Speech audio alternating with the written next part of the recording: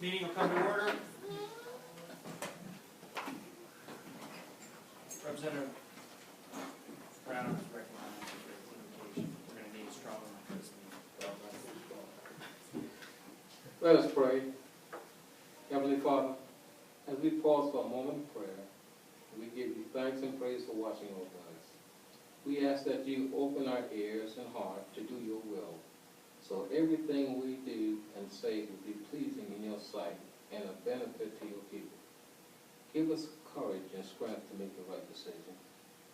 Bless the subcommittee, our chairman, members, and staff. Hear our prayer, O Lord. Amen.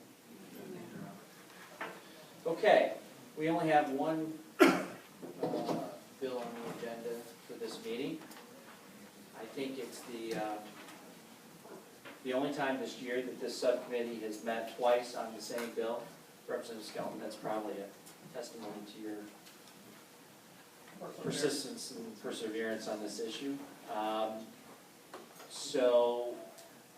And this isn't nearly as well attended as the first one. I'm a little disappointed, I must say.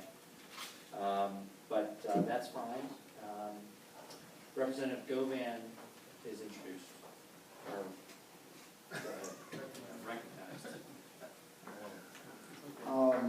Yes, thank you, Mr. Chairman, and let me just say that this is a bill that indeed struck a lot of interest during our last committee meeting. We do have the primary sponsor here. However, he's not a member of this committee now. As a matter of professional courtesy, I'd like to introduce an amendment, and would like, if with your permission, turn the floor over to him to explain the amendment with regards to H 3435.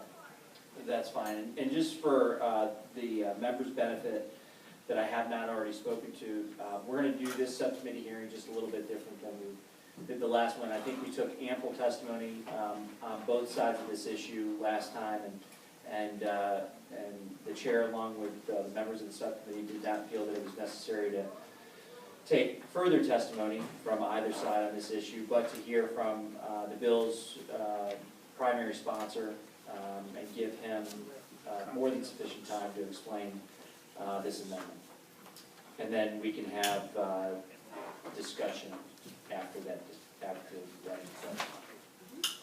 you.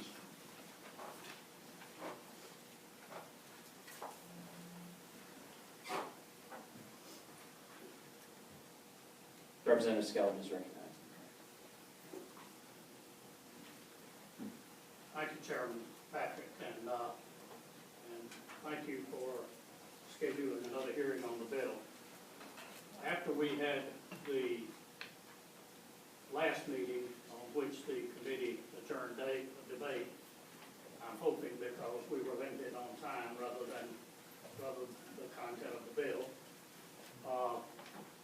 we met two different occasions with some representatives from the opposition and attempted to craft an amendment that we believe would address some of those.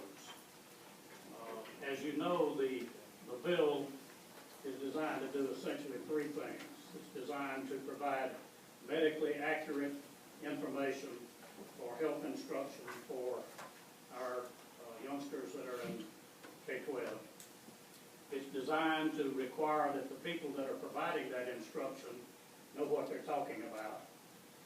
And it's designed to provide some accountability. I think almost everyone that is concerned with teen pregnancy has those same objectives in mind. The crucial thing is how we get there. Now, some people have asked me, why is it that I'm the one that proposes this bill? I've been around a long time, and I've seen the consequences of teen pregnancy. All of you have seen the consequences of teen pregnancy. You know someone who has gotten pregnant and has either become a success in life or has been deprived of the opportunity that they might have because of the occurrences in their lives. whenever someone gets pregnant, there are two alternatives. Maybe more than that, but essentially there are two. One is an abortion, the other is a live birth. So if we can do anything to cut down on teen pregnancies, we can cut down on abortions. I think that's an objective that all of us would like. Another consequence of teen pregnancy is STDs, and teen sex is STDs. If we can provide information that will make it possible for our young men and women not to get sexually transmitted diseases, then we're going to save them pain and expense sometimes throughout their entire lives. And that's one of the things this bill is designed to try to do. I've also seen situations where young women who get pregnant drop out of high school through no choice of their own, but because they have to take care of the baby. And as a result of that, they're relegated to jobs that are more or less menial task jobs, because almost everyone nowadays requires a high school diploma. Sometimes a GED will substitute, but sometimes it won't. And in connection with that, one of our colleagues gave me an editorial from the York newspaper that was published within the past couple of weeks, in which a 13-year-old young woman had gotten pregnant and had a son, and now 18 years later, he's graduating from high school, she's getting married, she has a job that is generating income for her, but I would suggest that sometimes that's the exception rather than the rule. And so if we can prevent high school dropouts and prevent people from foreclosing opportunities that would be available to them otherwise, then I think it's a move in the right direction. And of course, not that it's something we want to talk about, but frequently when teenagers have babies, it leads to a situation where their babies have babies, and sometimes we begin to create intergenerational dependency on government and entitlements. So this bill and the amendments that we come up with is designed to cut down on pregnancies, which would cut down on abortions, which would cut down on sexually transmitted diseases, which would cut down on medical expenses, which would cut down on high school dropouts, which would cut down on intergenerational governmental dependency. All admirable goals, I think. So when my sole purpose in proposing this bill, and I have no agenda other than to not foreclose opportunities for the youngsters that are getting pregnant. Those people that assert that this is a Planned Parenthood bill or something like that, I've had no contact with any of those people. I don't even know of any of them as far as I know. Anyway, when we met, there was some concern about medically accurate, and we had some definitions in the bill that would call for medically accurate information. Well, we revised that so that it would be information supported by peer-reviewed research, which complies with accepted scientific methods, recognized as accurate and objective by leading medical, psychological, psychiatric, and public health organizations such as the United States Center for Disease Control and Prevention.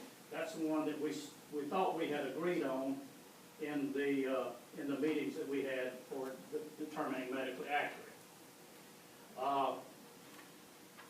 There was some concern that we had lost the importance of marriage in the instruction, and we reinforced the importance of information being taught in the context of marriage by having language that states instruction must be given in the context of marriage or disease prevention. That's added so that we could handle that objection that they had. There was an objection to the reference to the list of reportable diseases that excluded HPV and trichomoniasis, I guess is the way it's said, I don't know. The language referencing the DHEC list of reportable diseases was removed in this amendment, and that will allow for instruction on all STDs. There was an objection to the removal of the requirement for separate male and female students. This was changed in the amendment, and it empowers local school districts at the discretion of the local board. Instruction in pregnancy prevention education may be presented separately from male and female students, so we addressed that. There was an objection to the subject-specific instructor training and health education certification. There was concern, I believe, that heritage instructors would require them to be trained. We addressed this by changing the language to educational personnel, which is the term used in the Act to represent school district employees and school district employees only.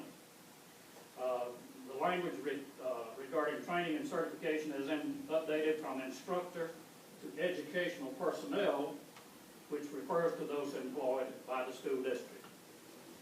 There was a concern that abstinence was being watered down or lost in the amendment. The bill now includes more reference to abstinence than the original act, and the language requiring the inclusion of abstinence has been added to the training requirements for education personnel. There was an objection to changing the grade level for delivery of instruction to the 10th grade, and that could potentially be burdensome on the school district and create a disadvantage in the school after the 10th grade. So we changed that so the delivery of reproductive health education in high school has been restored to the original language grades 9 through 12. Now, those are the essential amendments that we came up with after participating in 2 discussions. And you were a party to those discussions, and I believe that you suggested to us that we try to get together and come up with a solution to these. We discussed these issues with the people that we could discuss it with, but I have to say that not everybody that is a party to the deliberations on this came to the table. I've been in the dispute settlement business since 1974.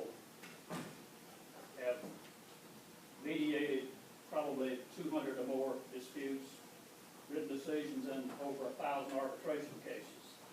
I have never, in a mediation situation, tried to resolve the differences between the parties without the parties that can make the decision showing up to negotiate. But we couldn't get that accomplished, and so what we did was we tried to do the best we could under the circumstances. And so that's sort of where we are. And I don't know whether, Jenny, you want to add to this, but that's where this amendment came from. It was an effort to negotiate the differences that we had. And there is, look, everybody knows that abstinence is the best way to prevent teen pregnancy. It's the best way to prevent STDs. We aren't doing a thing in the world to decrease the emphasis on abstinence education. We do nothing to that. It's still the major thrust. And in fact, that's the first thrust, abstinence education. I or Jenny will be able to, we'll answer any questions you have, and if I can't answer them, I'm sure she can. Mr. Chairman, if I might add, Representative Gillian, thank you for your amendment. It appears comprehensive and it appears it has addressed everything that we discussed when we were having discussions. So I would just ask the subcommittee members to vote in favor of the amendment, because I think that it accomplishes a great deal towards making this bill something that we can move forward with. Thank you. Thank you, Representative Warren. First of all, I want to say just a couple things before I allow subcommittee members to ask any questions of the two of you. I believe that your intent was pure and targeted towards the things that you want to try to achieve that you outlined during your testimony. And we did meet a couple times to try to strike a compromise. And all the subcommittee members know that I am also offering an amendment. So after they've had an opportunity to ask you some questions, we'll call the question on your amendment, and then depending on the outcome of that, you know, I'll introduce my amendment. I think that in the spirit of compromise, you did try to go as far as you thought you could go. And I would argue, once I have an opportunity, if I have an opportunity to explain my amendment, that it goes a little bit further in one direction, not as far in another direction, I guess is maybe the best way to describe it without doing so formally at this point. So with that, I'll open up for any questions from subcommittee members for Representative Skelton and Representative Warren.